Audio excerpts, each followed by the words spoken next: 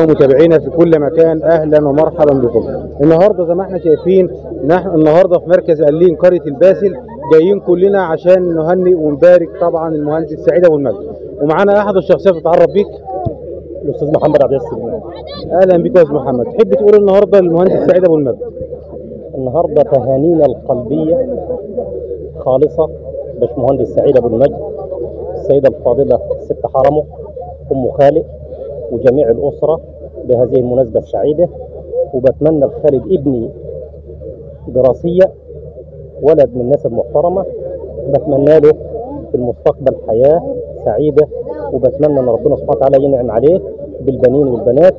وبشكر الباشمهندس سعيد على الحفل الرائع ده والجمال اللي احنا كل سنه او كل فتره بننتظر الباشمهندس سعيد، وبتمنى يكون عنده 10 اولاد عشان كل سنه يجدد المنطقه كده ويظبط المسائل. فانا يعني تهانينا القلبيه مره ثانيه، وبمشاعر تلامس عنان السماء بأبارك وأهنئ لابننا العزيز خالد. وشكرا والسلام عليكم ورحمه الله وبركاته. شكرا لحضرتك. شايف معانا احد الشخصيات تتعرف بيك، سامي زميل الاستاذ سعيد. اهلا بك يا استاذ سامي. تحب تقول النهارده للمهندس سعيد ابو المجد؟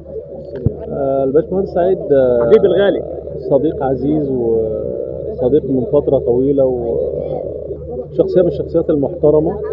ببارك له من قلبي فعلا، يعني ربنا يتمله على خير كده ويكرم ابنه بالذريه الصالحه، واتمنى له كل خير الصراحه. شكرا جدا زوحتك، شكرا لكم جميعا، شكرا لكم.